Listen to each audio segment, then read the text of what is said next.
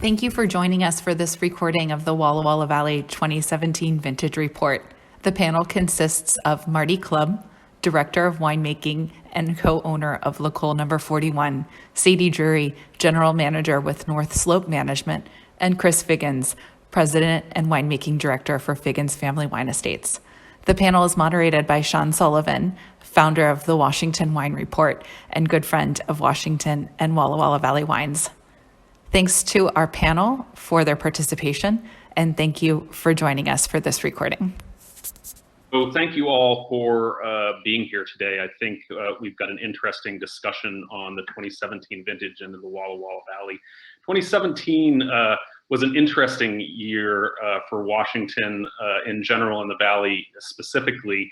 As I think many of you know, when we look back over the vintages from this decade going kind of 2013, 14, 15, were kind of warmest. And then the 2016 vintage had a very warm start through most of the growing season and then cooled off considerably at the end of the growing season during the harvest time.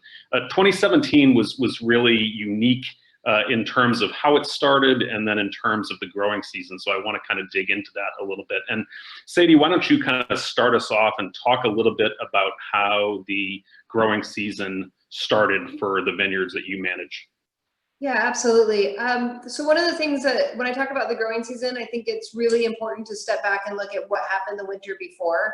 So what was really interesting between 2016 and 2017 is Walla got blanketed with snow for a number of weeks, and it was quite a bit of snow. And then we also had some really cold temperatures during the winter time. So I think we got as low as like -10 in places, and that'll kind of set us up. Just starting there will set us up for talking about the vintage also throughout this whole webinar. But yeah, 2017 kind of started on time. It seemed like we were having a really average bud break. So 14, 15, 16 were super early, but then we got back to seeing our normal bud break dates in 2017, which was exciting for growers. And then it just kind of stalled out. I went back and looked at my notes, and we had about 6 really cool weeks in a row through April and middle of May. And during that time, the buds, they started growing, but the growth was really slow. It left them really susceptible for disease pressure and for insect pressure. And that was maybe setting us up for a later start. I like to look at dates from, bud break to bloom, and that time period took about a week longer than normal. Yeah, so I think that, it's our perspective overall on what these vintages looks like have obviously changed. A lot of people said in some of the recent vintages, well, they were cooler vintages, but if you look at them, they were warmer than anything that we kind of had 10 years or more ago. So, 17 kind of a cooler start to things, but really kind of more aligned with kind of historical averages looking over the long term. Would you agree with that, Sadie? Absolutely. Yeah. So a vintage like 2015, where we saw some of you may recall. We saw bud break even at the end of March in some places. 2017 was that kind of more kind of historical date, kind of around mid-September, that things started to move. Kind of Marty, anything you want to kind of add there at the beginning of the growing season? No, I just remember it was cool, and we were worried about mildew and various things. But by the time we really got into bloom, it was in June, and in some ways that's good, because you're not going to be into a really early harvest like 15 was. You're just, we knew from the time that bloom started that it was going to be September for sure before we got into picking grapes.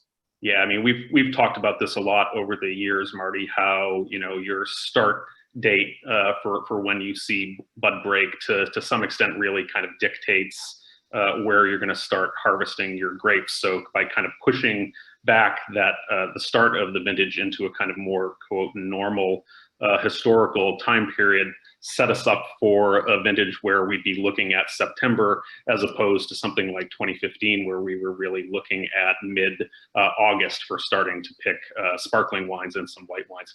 Chris, anything you want to add on the kind of early phase of the growing season?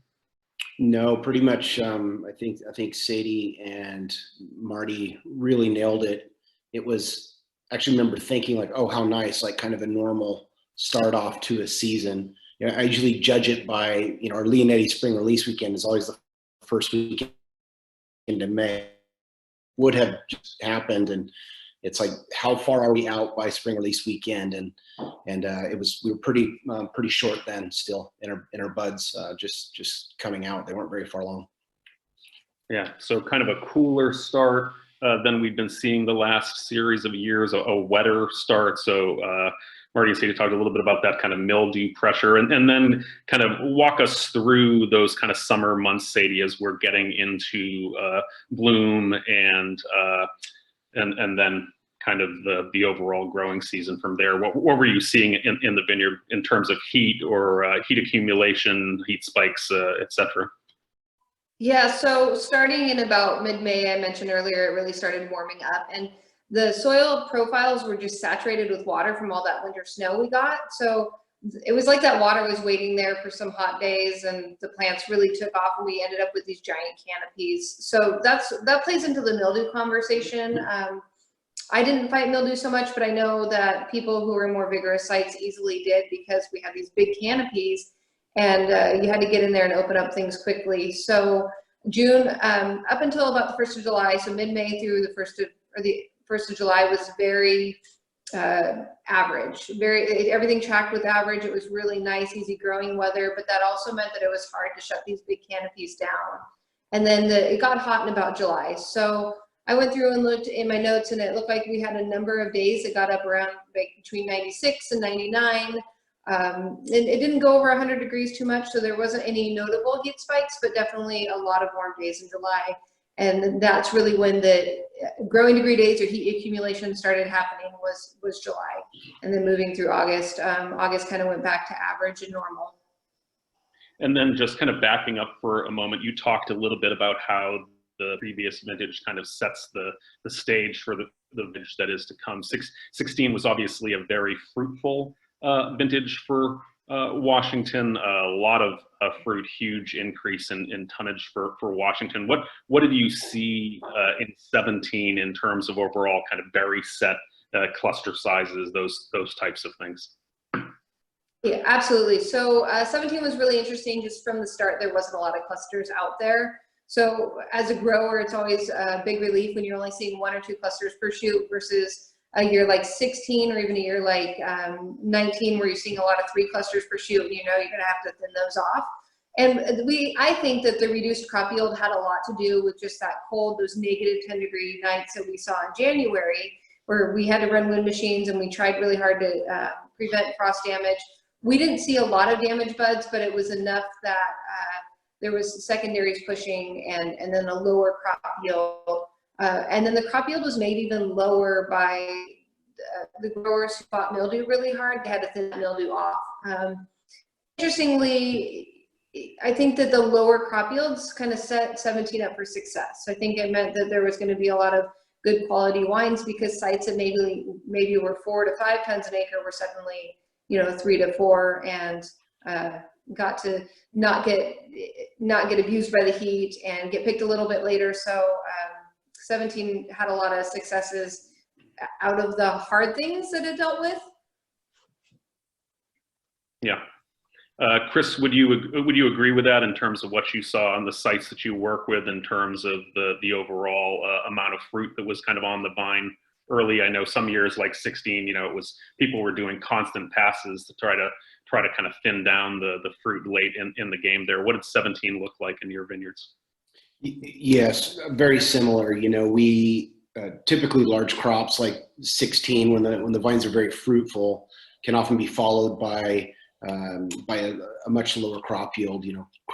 Grapevines want to do that biennial bearing naturally. They want to have a big crop and a short crop, big crop and short crop. So we certainly saw smaller return bloom in 17. And then, like Sadie said, Sadie obviously farms on the south end of the valley where it's windier and drier and has lower mildew pressure.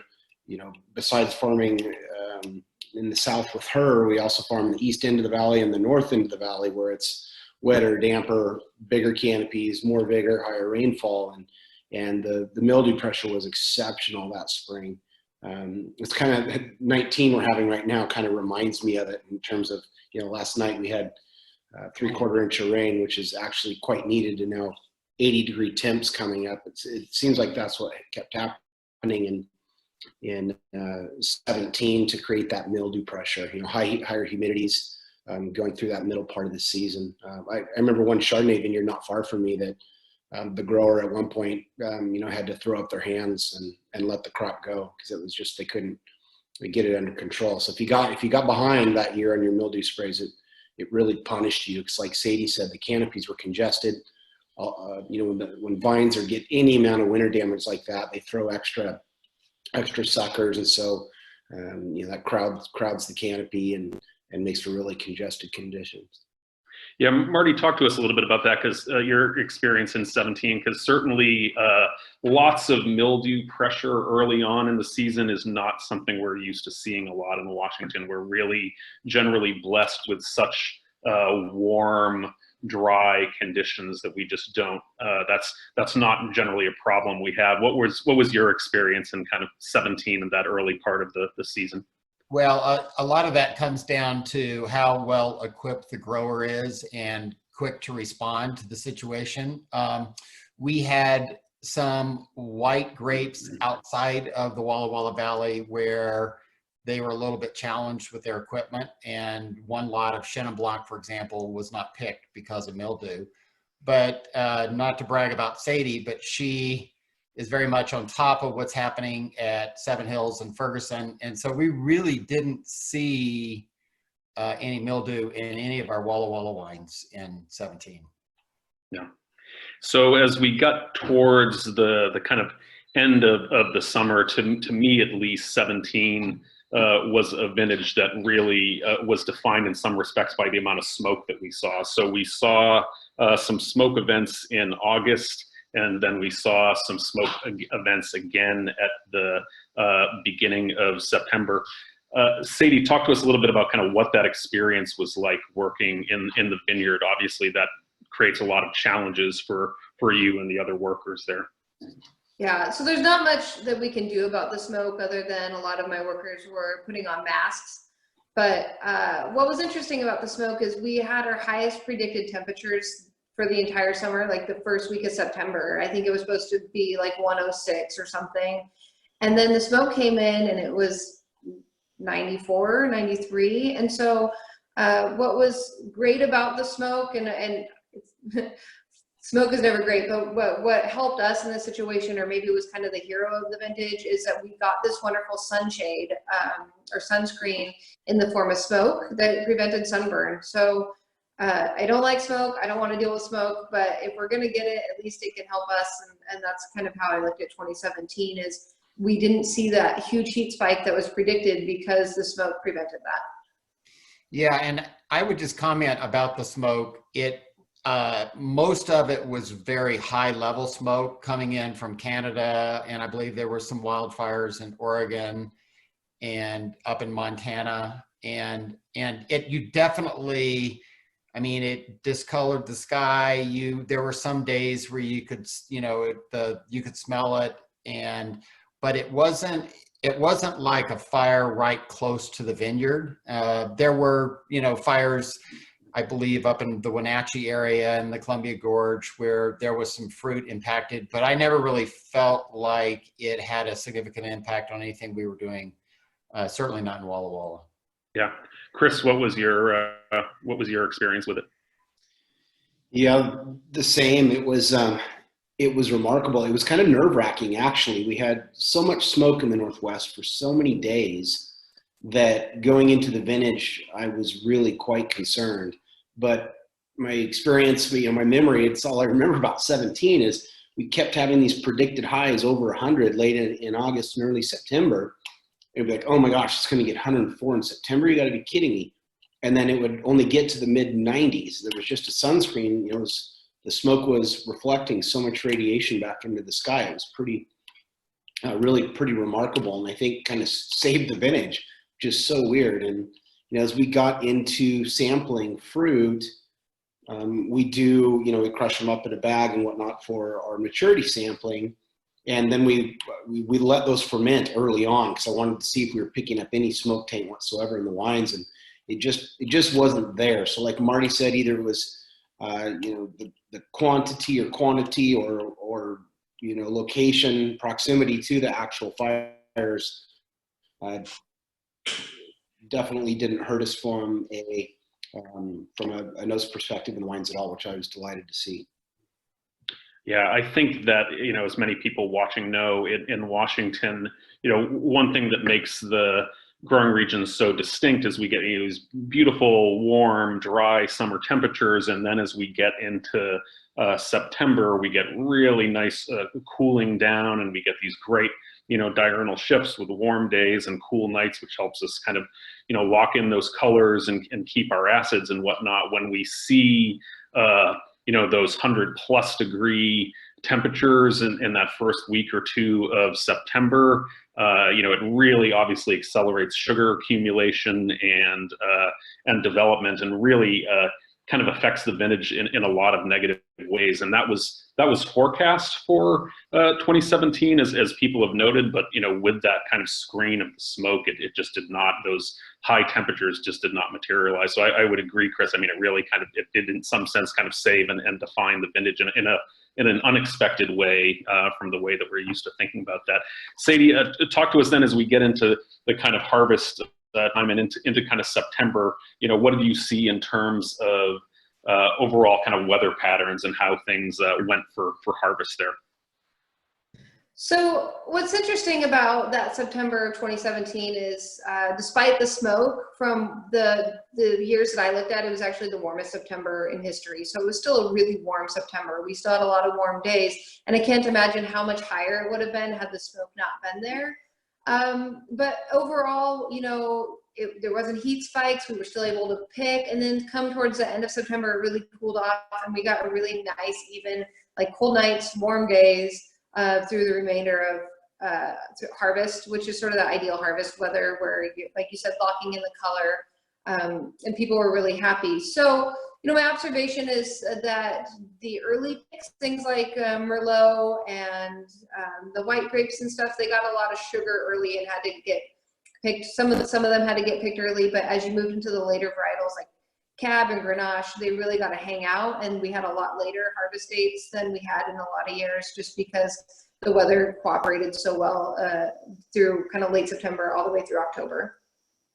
Yeah, Marty, what was your experience? Well, I remember that, like as the weather cleared the skies, there was also a significant cooling off. The last 2 weeks were what felt much cooler than normal. And I just remember we were out sampling and not picking, or at least, picking very moderately.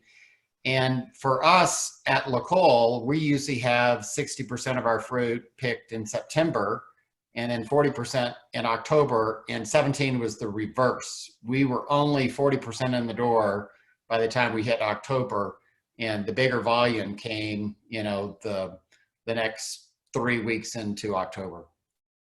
Chris, what was your experience? Was it similar to what Marty's saying there? Very similar, and it was odd because if you looked at total growing degree day accumulation, it wasn't matching up with harvest pick dates. And in the same way that the smoke, I think, lowered the temperatures, it obviously lowered the photosynthetic capacity of the vines, especially in the later varieties. So yeah, we saw things, especially on the heels of 13, 14, 15, which were, a rush at harvest, especially 15, because things are ripening so fast.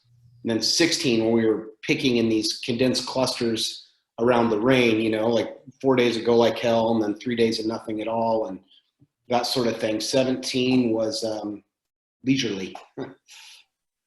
Yeah, I remember looking at one Walla winery for 15, where they typically harvest their Cabernet around October 21, and in September they harvested it on September 14th. So very, very different vintages that we're seeing there from 15 to 17. So now we've kind of talked through the growing season. Marty, talk to us about kind of how that growing season ultimately kind of ended presenting in the wines, and let's start on the white wine side. Yeah. So just by the fact that we really didn't start picking into the second week, we picked Sauvignon Blanc at Seven Hills, and then about 10 days later, the Semillon.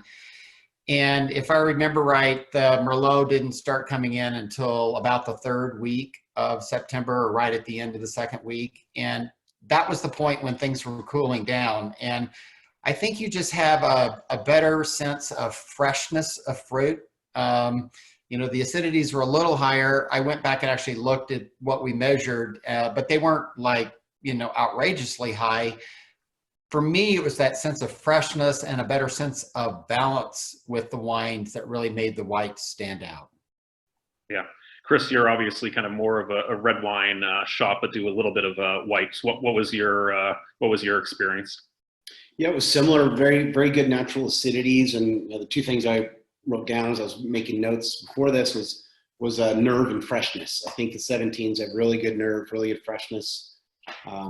Really good overall balance, which we could struggle with in the previous really hot years. That 17 just things were lined up when they hit the crush pad. It was really nice. I certainly think I've written a lot about it for Wine Enthusiasts and for my blog as well. But 2017 was a great white wine vintage for Washington, where you really just see a lot of energy in those wines, a lot of freshness to the wines, and I personally attribute that, as we've kind of said, and as other people have said to me in their interviews, to that kind of smoke layer, kind of keeping those temperatures a little bit cooler, and then kind of getting into a cooler September. Certainly, if we compare that to a 2013, which had a really hot start in September, when people were starting to pick some of their white wines, a lot of those wines suffered as a result. So beautiful white wine vintage with really lovely natural acidity and freshness. Chris, talk to us a little bit about the reds. A lot of people are starting to see those wines on the shelves at this point. What in your mind kind of defines the 2017 red wines from the Valley? Really the same characteristics. We did have very good acids in 17. Like Marty said, we still had to acidify a few things. It wasn't off the charts, but freshness, levity, cleanliness to the wines with really pure fruit. They're some of the most balanced wines I think we've had since probably 2012 in recent vintages, and they've really just been a big hit. I'm a huge fan of the vintage. Yeah. Marty, what's your take? Yeah, I would totally agree with that. The warm July that we had also really maybe lifted the phenolic structure of the wines a bit. And but as the wines have aged, that initial little edginess has really come together, and I think that is one aspect of the 17s that is going to make them age really well. Not only that sense of balance and freshness, but it had the structure there behind it. The wines all have the structure to really carry for a long time. Yeah. One thing I'd love to add to that is, going early on in the vintage, I was afraid it was going to be like a 2009, where we came into the spring with soil profiles full of water, and rains throughout spring, resulting in big canopies. Well, in 2009, we battled alcohol. I usually declassify about 30% of what we bring into Leonetti and Figgins, and in 2009, virtually everything I declassified was because of noticeable heat. And we didn't see that in 2017. Again, I think because of that, despite the fact we had these pretty large canopies, we did a better job in 17 as opposed to 9 of getting the laterals out, fruit exposure, that sort of thing. And we didn't see the alcohol. There was nothing I had to pick because the sugar was getting too high. We had much better physiological ripeness when we made the pit calls than in 09. we kind of talk about growing seasons as a whole a lot of the time, and obviously every variety performs differently in different types of climates and environments. What was your experience, Chris, like in terms of Merlot, Cabernet? Like you're generally kind of a Bordeaux shop by and large. Were there varieties that kind of stood out in 17 in your mind that really seemed to excel with those conditions?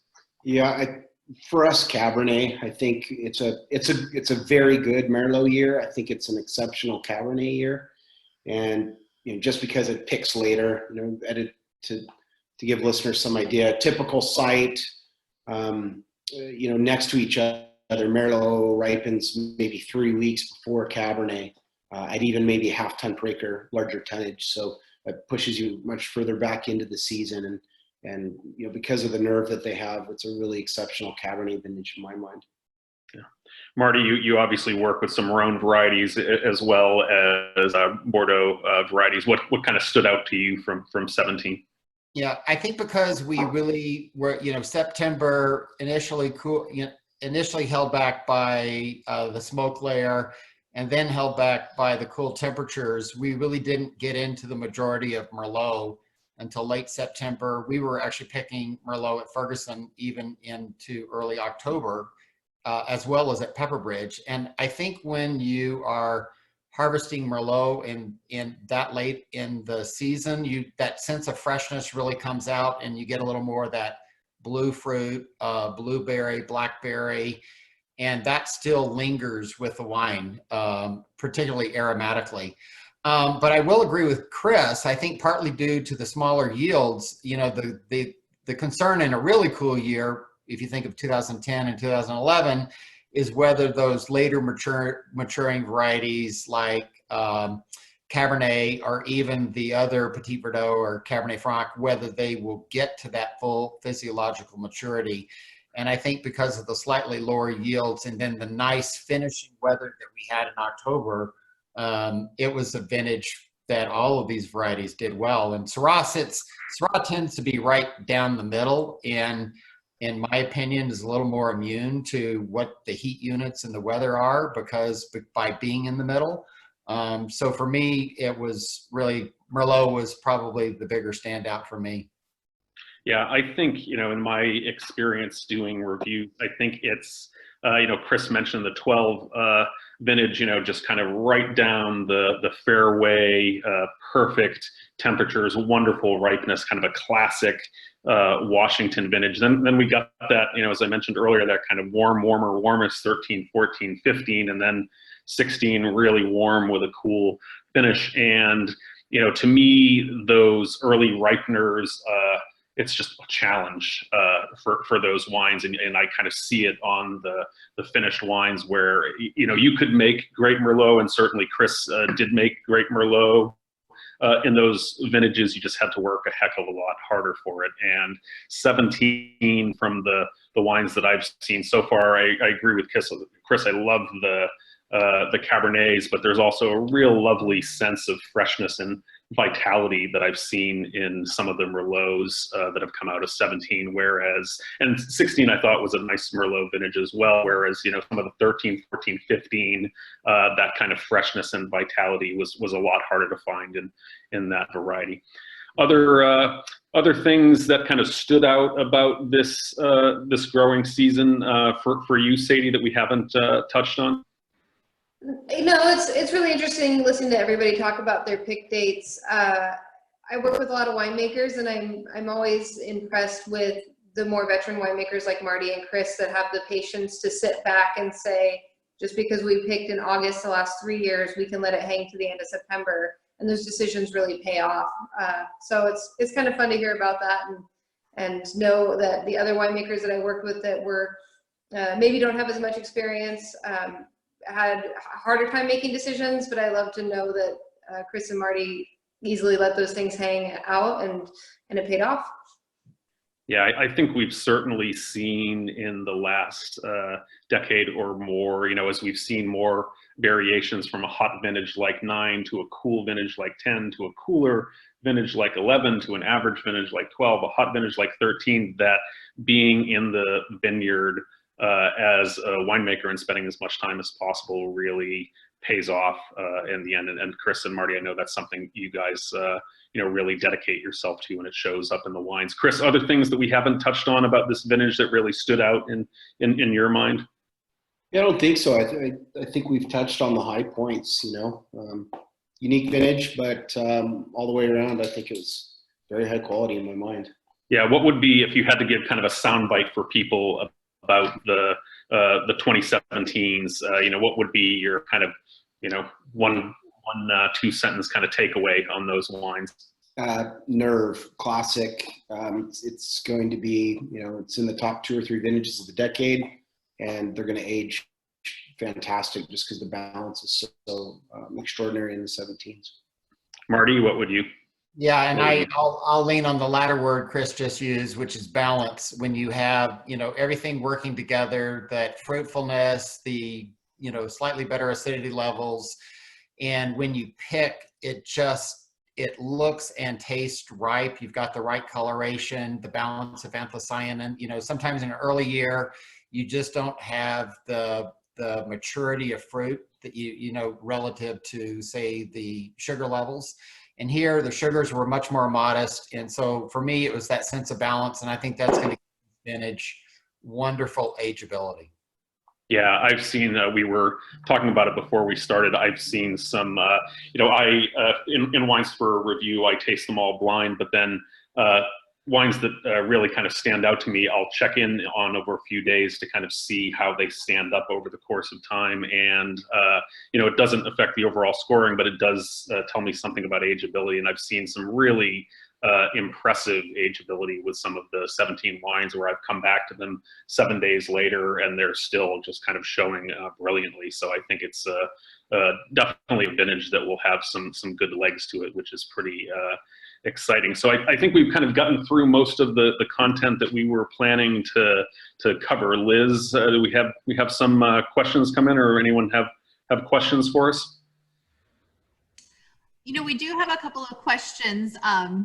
One of them being, do you have a favorite wine from your portfolio from 2017 or from another winery?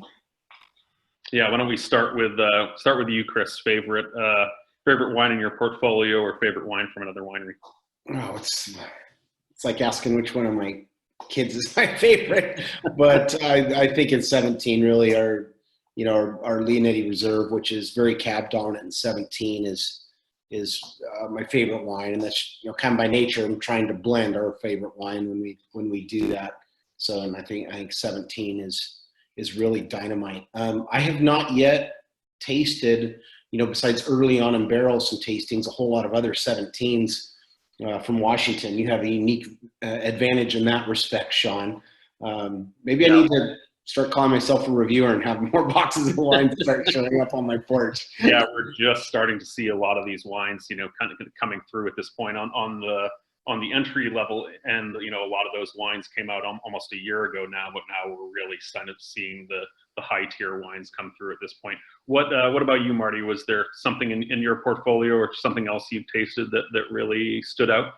Well, I think Seven Hills really was a standout both in Merlot and Cab. And so our estate Merlot, which is 50-50, Seven Hills and Ferguson, is got really beautiful aromatics. It, you and I were talking about that just a couple of days ago.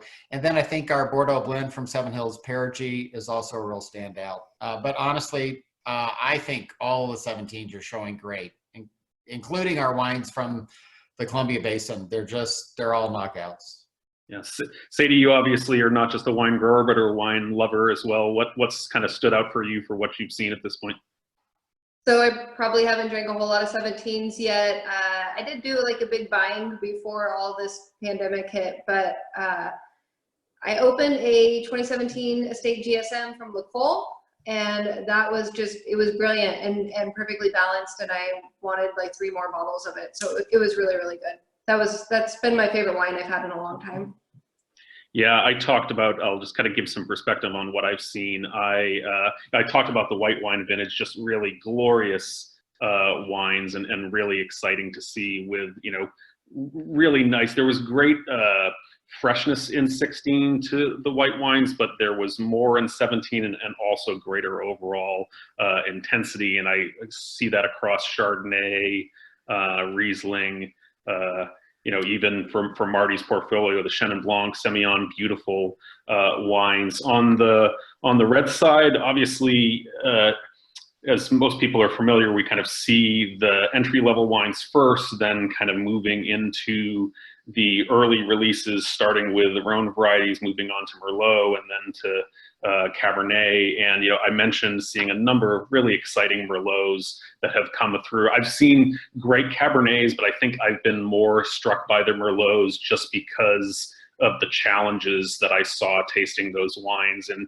13, 14, 15, 16. Like, there were really nice Merlots made in that vintage, but they were more uncommon to come across. Whereas in 17, I mentioned Marty's, both his Columbia Valley wine and his Walla Walla Valley Estate wine, beautiful examples of Merlot. Also coming out of the valley, the Seven Hills Winery Merlot, beautiful examples there. So it's looking like a very high quality vintage to me. Chris, I know you do. You talked about some of the different regions you farm. I know you do a little bit in the rocks as well. We had a question as to whether there were any kind of differences in the way the rocks performed in 17 as opposed to other years. I know that's a reasonably recent area for you to be farming, but what did you see in the rocks in 17? Yeah, the rocks. So one of the things that the rocks struggles with can be acidity and freshness. They're so sexy and sultry early on, but in 17 they had it as well. So it's, we've only got 7 years of history now, I think, with our Holy Roller vineyard that's in the rocks. But 17 is most definitely a standout. So in fact, we started doing some single vineyards, mailing list only this last year, and the 17 Holy Roller is just dynamite. It has a kind of a freshness you don't normally see off the rocks. Yeah, talk to us just in case people aren't familiar with kind of what you're doing with that vineyard. Kind of talk to us about the varieties that you're growing there and kind of where it's showing up in the wines. Sure. So we have 5 vineyards that go into Leonetti. Seven Hills, of course, that we're all talking about, and then our Sarah Padachi vineyard nearby up on top of the hill, and then Holy Roller vineyard, which is in the rocks, and then Upland and Luss, which is our home vineyard at Leonetti, and all of those are hillside Luss-based vineyards, except for Holy Roller, which is of course in the rocks and Milton Free Water, so it's an alluvial bed of river rock. And we started with the 16 vintage because I really wanted to show off these various vineyards, mailing list only, doing a small production, single vineyard wines off of each of those. First new label we've had for Leonetti, and since they changed the label in 1980 from the original label. So that's been a lot of fun. And we work so hard in the vineyards. I wanted to be able to show we love blending, but be able to show the terroir separately as well has been a lot of fun. Yeah, those are, for folks who haven't had a chance to try those wines, they are spectacular. I've talked to Chris about those. Really, really impressive, the Vineyard Series wines that they started doing with the 16 vintage. We have another question coming in saying, I love Walla Walla Valley Merlot. Do you think it will finally get the universal respect it deserves? It's such a special place for this variety. Marty, I'll start with you. Walla Walla Valley Merlot, is it gonna get its due?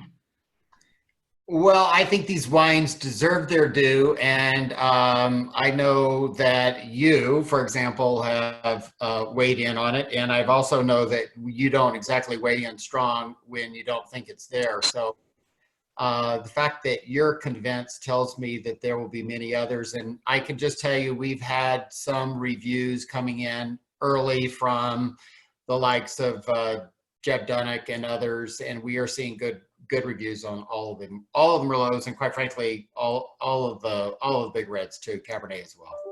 Yeah, Chris, your family has obviously been making Merlot for a long time. Is Merlot going to kind of get its due in Walla Walla Valley Merlot, in particular? I believe so. It's so capable of standing on its own. It's not just a blending grape. It's amazing how much a movie, of course, talking about Sideways, can set back the reputation of a grape. In the 90s, it was so hot. It was just, incredible until that movie came out. And I think people are finally getting over that and drinking Merlot again. I popped a 2011 Leonetti last night, and which was a cool vintage, definitely cooler than 17 even.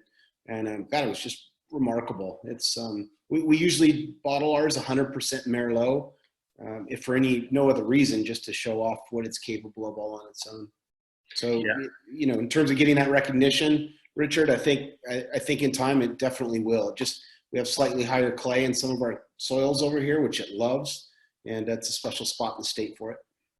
Yeah, I think that Chris kind of alluded to, if we go back to the 90s, Washington was really getting a tremendous amount of recognition for its Merlot, and Chris and Marty both had something to do with that.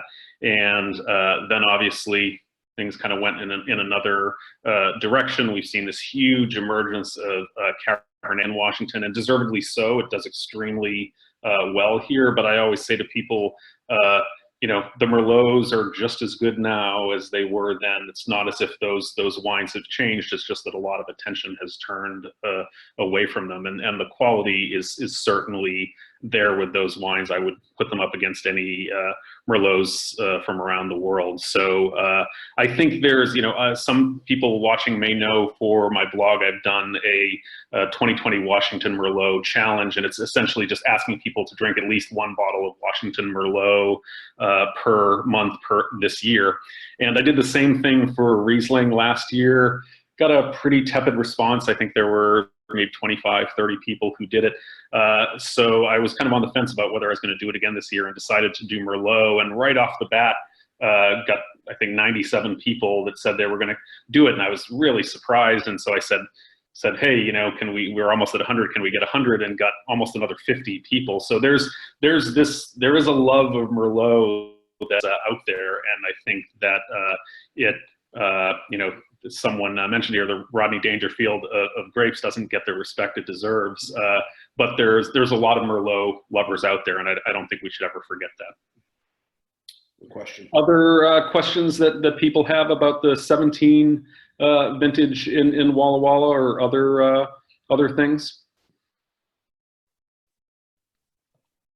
Why don't we talk just for a minute, since we've got a little bit of time left, about what you're all seeing in the vineyard at this point in 2020. And let's start with you, Sadie. Obviously, we're kind of off to the races here with the 2020 growing season. Kind of catch us up on where things, when things kind of started in terms of bud break and where we're at now. I think we first saw bud break on April 7th or 10th. Only a few weeks ago. It feels like forever ago. But I think what's been interesting about the start of this year is that, like, Seven Hills Vineyard, which is at a lower elevation, is just off to the races. It's growing super fast. I can't believe how quickly it's growing. And then my higher elevation properties that we manage are kind of taking their sweet time. And I think we're just seeing more variable temperatures on the valley floor versus the hillside.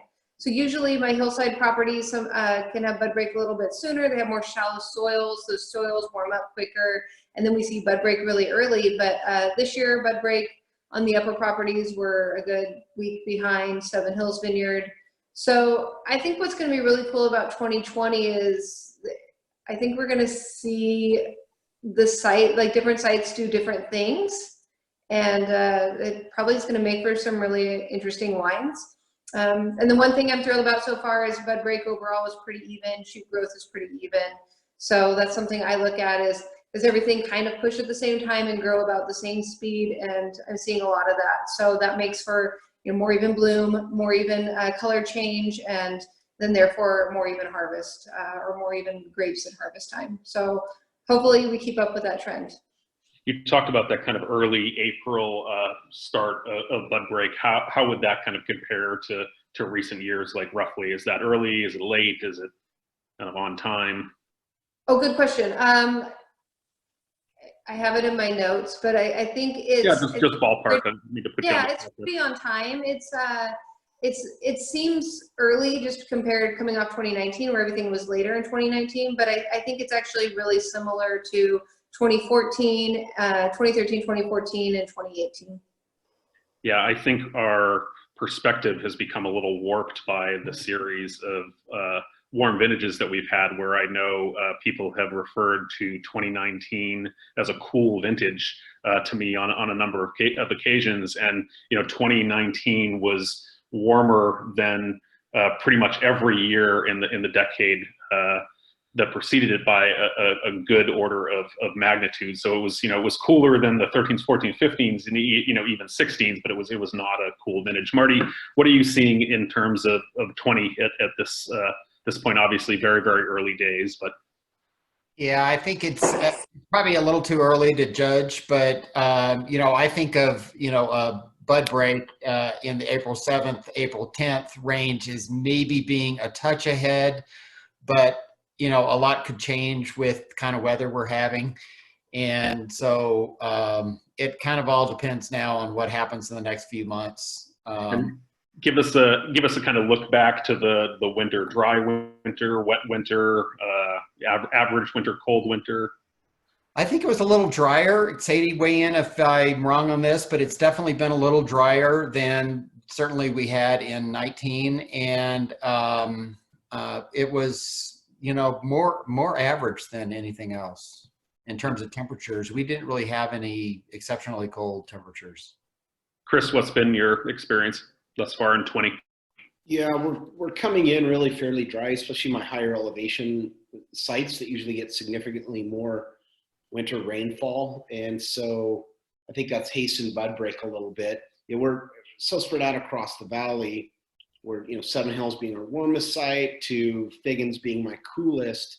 And, we have got growth, like this there, but it's going quickly now. So, on about average. And we've had a good couple rains here in the last 4 or 5 days, and which is good, but it kind of reminds me of 05. 05, we went into the growing season incredibly dry, and kind of stayed that way. And 05 was an amazing vintage. So yeah, hopefully it goes that week. But it looks like next week we're supposed to be back down into the low 60s and another wet cycle. So it's we have a very schizophrenic so far. Yeah, very strange weather coming up. Here in Seattle, we're supposed to be in the mid 80s, and then we're back to the mid 60s. So yeah, it's a little bit of oddity for the growing season. Liz, any other questions that have come through at this point?